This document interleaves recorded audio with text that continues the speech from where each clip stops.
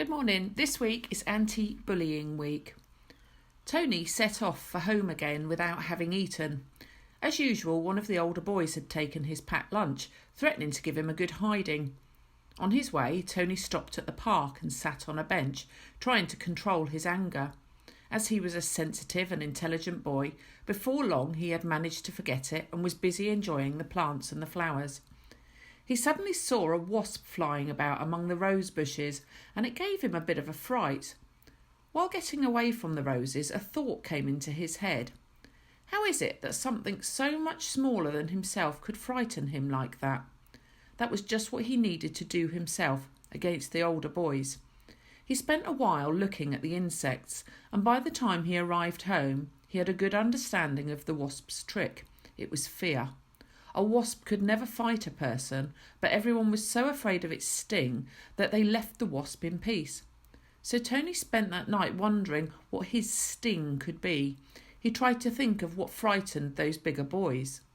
The next day, Tony seemed like a new boy. No longer did he walk with his gaze on the ground, nor did he look away when people spoke to him. He was confident, ready to face up to anyone, with his mind on his new role of frightening people, and on his back he carried a backpack full of stings.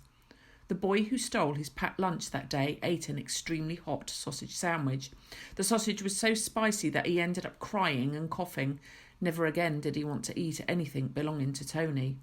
Another older boy wanted to hit Tony, but this time Tony didn't run away. From memory, he told him the phone numbers of his parents, his teacher, and the boy's own mother. "If you hit me, they'll all find out and you'll be severely punished," Tony told him, looking at the boy so determinedly and bravely that the boy left him alone. Another bully wanted to take one of Tony's toys. Instead of giving him it in fear, Tony gave the boy a small card written by a policeman he knew. It read, "If you rob this boy, I'll come after you and I'll even lock you up." The tactic worked. Just like Tony had been afraid of their beatings, those big kids were too afraid of many things. On one occasion, a bully hit him a couple of times, and Tony had to be brave and carry out his warning. The bully got such a fright that from that day he preferred to protect Tony. So in the end, Tony became like the wasp he'd seen. Without even having to sting anyone, he'd frightened them and ensured that no one would mess with him.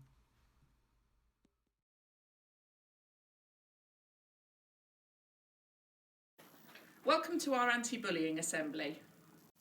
Did you know that for thousands of young people just like you, not being in school for lockdown was a bit of a relief? Not because they had been missing lessons, but because it meant they wouldn't be bullied. Bullying is the subject of our assembly today. You'll be hearing about some of the things you can do to stop bullying. First of all, we want all of you to know exactly what we mean by bullying. Bullying is repeated negative behaviour that is intended to make others feel upset, uncomfortable, or unsafe. And the way people can be bullied can take different forms as well. It can be verbal bullying, when someone keeps saying horrible things to you, using words to hurt you, like calling you names, being racist, or shouting and swearing at you. It can be indirect or cyberbullying, when someone posts or shares nasty comments or photos of you on social media, games. Or not letting you join in with things, spreading rumours, stealing from you, or damaging your belongings. Then there's physical bullying as well, like hitting, pushing, chasing, or scaring you. But whatever form it takes, bullying is not okay, and we are here today to make sure that no one has to experience it. If you choose to talk about bullying, you will find the help needed. It's a scary thing at first to talk about what's happening to you, but it's the best way to make it stop. But who do you talk to about being bullied? Who would be the people that you would ask for help? Your parents and guardians, of course, your teachers, but who else? Who else can you turn to? Who is it in your support network? It could be a grown-up at home, at school a friend, a brother or a sister, a cousin. A support service such as Childline or one of the school's trained anti-bullying ambassadors. You should know that if you ever need help, we are here for you.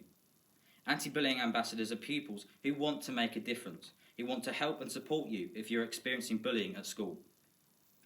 Every anti-bullying ambassador is trained by the Diana Award anti-bullying team, so they know how to help you and keep our schools safe and welcoming place to be. Of course, you don't have to be an anti-bullying ambassador to make a difference. If you see something, say something. If you are ever slightly concerned that you might know someone who is being bullied, speak out to staff in the school and and be there for the person that is being bullied, to offer your support and help spread kindness by being a kind and respectful person. And if you're the one being bullied, remember you don't have to suffer in silence and try to fight back either. And don't try to fight back either. Speak out to someone you trust. It takes a lot of strength to speak out, but you are helping to keep our school safe when you do. School needs to be a safe and happy environment. No one should be made to feel sad or upset about being different. No one should be left out. Celebrate being different. What makes us different is what makes us unique. And it's what makes you special. Bullying can make you feel scared and lonely. Remember that you are never alone. We look out for each other. We look out for each other. We stand up for each other, and we speak out when we see something that isn't right. People might bully because they are afraid of the things they don't understand. They are afraid of things that are different, but it's okay to be different. It's cool to be different. Being different should be celebrated. Remember, we all have individual unique fingerprints, which means we are all different. We should all celebrate our differences, and we should all be kind. Kindness is magic. Stand up against bullying. Say no. It should not exist anywhere in any form. Maybe if we hadn't met at school, but on holiday somewhere, I wouldn't have been so cruel, and his life would have been more fair. But instead we met in the playground. We were in the same class. I told him to lose £1 and pushed him on the grass. I bullied him because he was alone. He was new, of course he was. He'd only just moved home. I don't know why I made his life hell. He could have been my friend. If I'd gotten to know him well, maybe his life wouldn't have had to end. All kinds of bullying can have a terrible effect on people. It's important to speak out and have your own people support network. There is so much we can all do to put an end to bullying.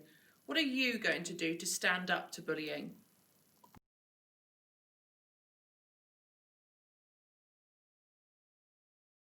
Good morning. This week, academic certificates will be awarded to pupils for science.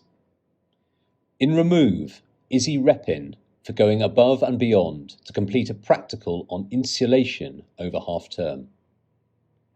In fourth form, Lily Hill for always ensuring she fully understands a topic, asking questions and completing prep to a high standard. In the upper sixth, Edward AYLWARD for showing a really good understanding of the A2 topics. Also in the upper sixth, Frankie Ollerenshaw for completing maths-based questions without support. Well done to all. We finish assembly this morning with a prayer, this week read by Marie, our chapel prefect. May the Lord support us all day long, till the shade lengthens and the evening comes, and the busy world is hushed, and the fever of life is over, and our work is done. Then, in his mercy, may he give us a safe lodging, and holy rest, and peace at the last. Amen.